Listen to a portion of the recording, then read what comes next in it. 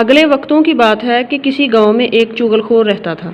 दूसरों की चुगली खाना और एक की बात दूसरे से करना उसकी आदत थी और लाख कोशिश के बावजूद वो अपनी आदत को ना छोड़ सका। दरअसल वो अपनी आदत से मजबूर था और इसी आदत की वजह से उसे अपनी मुलाजमत से भी हाथ धोना पड़े। चुनाचे अब वो बेकार था। उसने दूसरी मुलाजमत की बहुत कोशिश की मगर कामयाब ना हो सका। उसने नौकरी और मजदूरी के लिए सरतोड़ कोशिश की मगर मुसीबत ये थी कि चुगलखोर होने की वजह से उसे कोई भी अपने पास मुलाजिम रखने को तैयार ना था। गांव के तमाम लोग उसकी चुगली की आदत के बारे में जानते थे, इसलिए उसे कोई भी मुंह ना लगाता था। आखिर जब वो मुसलसल नाकामियों से तंग आ गया और नौबत फाकों तक आ गई तो उसने दिल में सोचा कि इस गांव को ही छोड़ देना चाहिए और कहीं और चलकर किस्मत आजमाते हैं।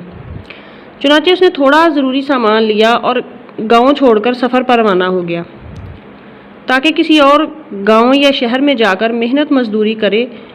चलते चलते वो एक गांव में जा पहुंचा। ये गांव उसके लिए बिल्कुल नया था, उसे वहां कोई नहीं जानता था, इसलिए उसे उम्मीद थी कि यहाँ नौकरी मिल जाएगी। लिहाजा वह एक किसान के पास गया और उसे कहा, मुझे अपनी मुलाजमत में रख लो। किसान ने उसे दरियाफ्त किया, तुम क्या काम कर सकते हो?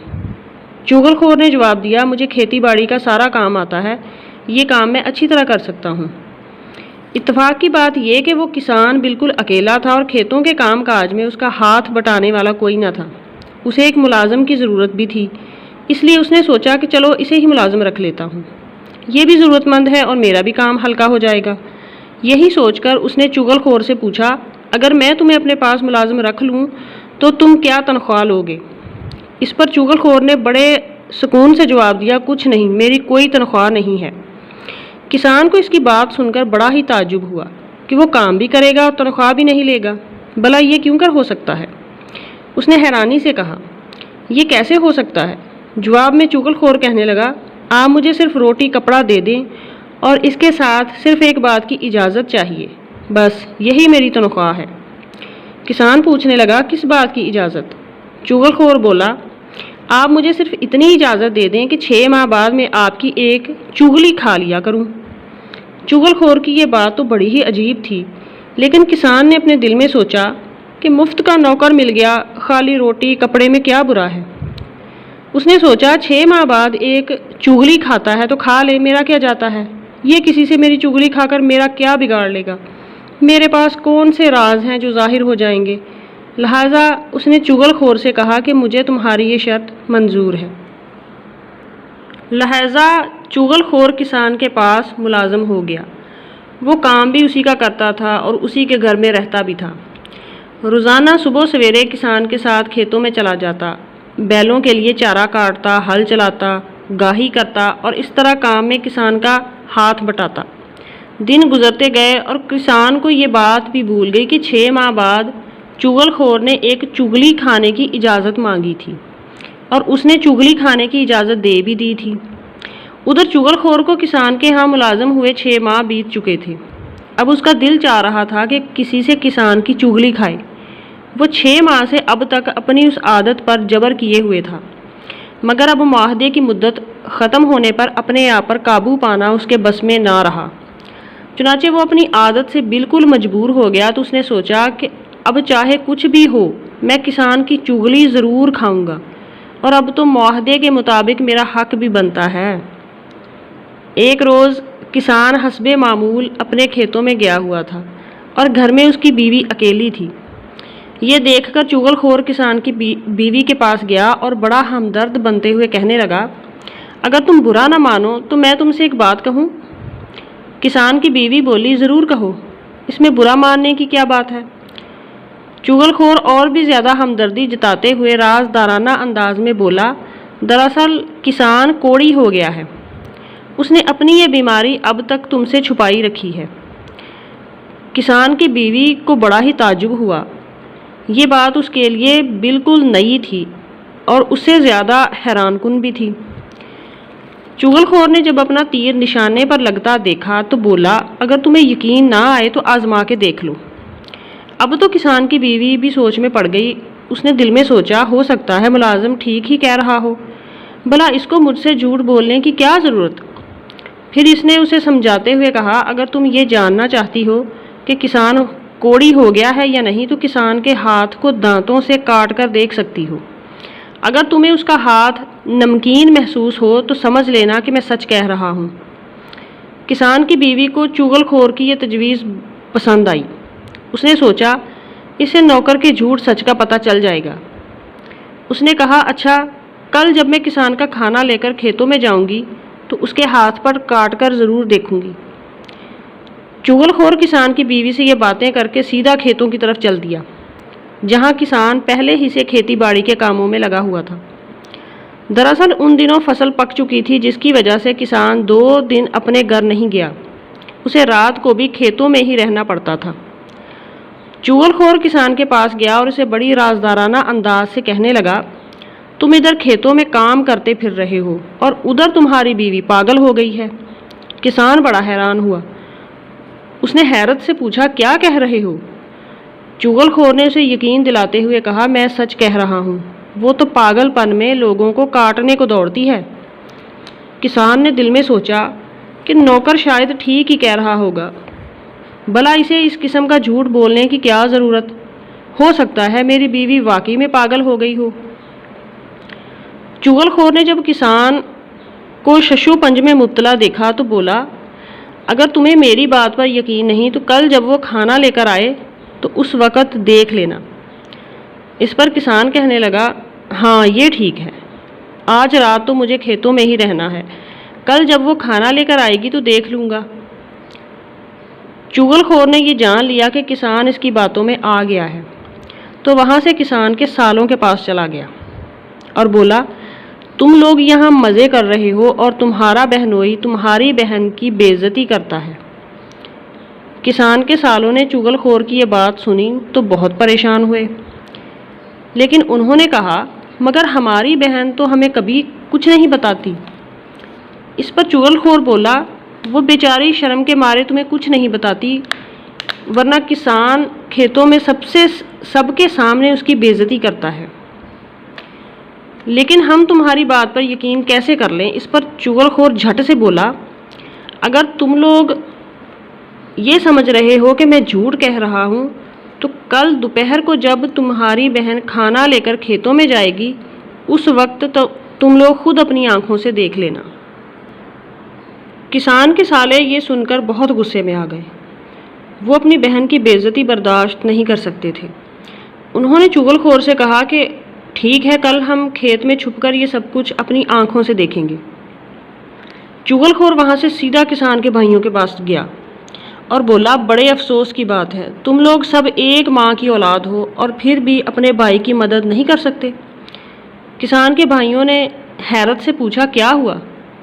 ये तुम कैसी बातें कर रहे हो? हम किसकी मदद नहीं करते? इस पर चुगलखोर ने रोने वाला मुंह बनाकर जवाब दिया, तुम्हारा भाई बहुत मुसीबत में है। उसके साले हर चौथे रोज़ आकर उसे ज़ोदो-कूब करते हैं और एक तुम हो कि तुम्हें इसकी खबर तक नहीं। किसान के भाई ये सुनकर परेशान हो गए और कहने लगे कि हमारे भाई ने हमें कभी कुछ बताया भी तो नहीं।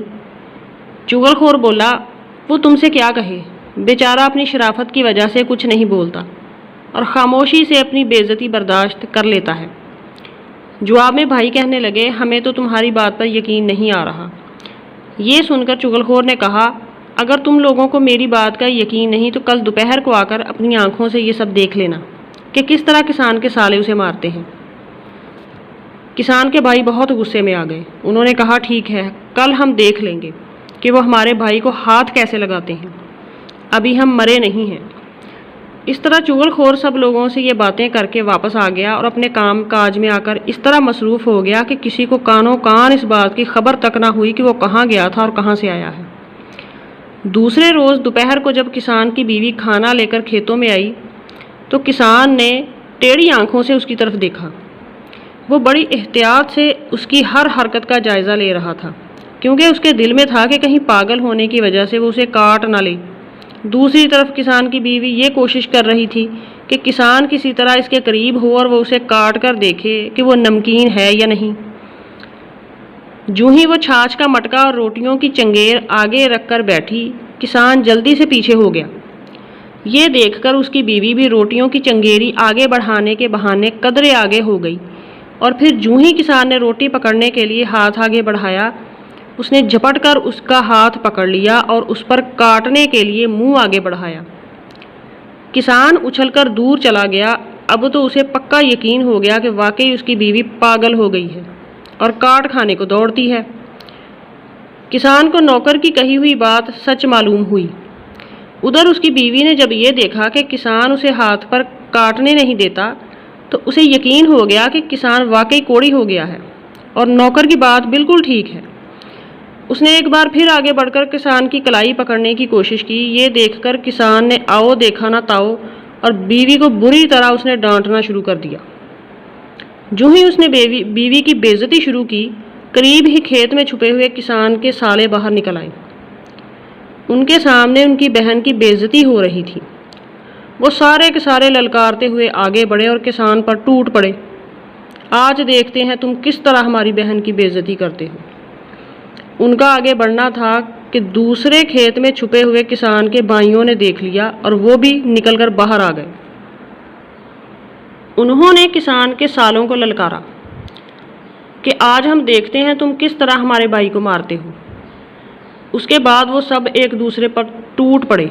वो हंगामा हुआ कि इर्द गिर्द के खेतों में काम करने वाले दूसरे लोग भाग भाग कर आए और उनका बीच बचाव कराया, उन्हें एक दूसरे से अलग किया। फिर जब उन सबका गुस्सा कुछ कम हुआ तो उनसे लोगों ने पूछा कि तुम लोग इस तरह लड़ क्यों रहे थे। इस पर सब ने अपनी अपनी बात बताई कि यूं नौकर हमारे पास आया था और उसने ये हमें बताया था। इस तरह जब सब अपनी बात बता चुके तो पता चला कि ये सब कुछ तो चुगलखोर का किया धरा है। अब वो सारे मिलकर चुगलखोर की तलाश में निकल पड़े, लेकिन इस वक्त तक चुगलखोर वो गांव छोड़कर कहीं दूर जा चुका था। तो चुगली और गीबत की तबाहकारियाँ इससे भी कहीं ज़्यादा हैं। घरों के घर बर्बाद हो जाते हैं, ख़ानदानों के ख़ानदान बर्बाद हो जाते हैं। ऐसी बर्बादी किसी और बुराई से नहीं होती जो चुगलखोरी से होती है, जो लगाई बुझाई से होती है। और जितनी इसकी तबाहकारियाँ ज़्यादा हैं, उतने ही अल्लाह ने इससे नफ़रत की है। और भी कितने ऐब हैं जिनके करने से कुरान ने मना किया है, लेकिन गीबत से जब मना किया तो अल्फाज कैसे इस्तेमाल किए। अल्लाह ने फरमाया, क्या तुम चाहोगे कि अपने मुर्दार भाई का गोश्त खाओ? कोई गवारा करेगा कि किसी का भाई खुदा ना ख्वास्ता मर जाए और वो उसका गोश्त काट काट कर खाए? कोई भी नहीं चाहेगा। हमें तो बहुत कराहत आएगी। अल्लाह ने ये जो मिसाल बयान की है और जो अल्फाज इस्तेमाल किए, इससे आप अंदाज़ा लगा सकते हैं कि इस अमल से अल्लाह को किस कदर नफ़रत है।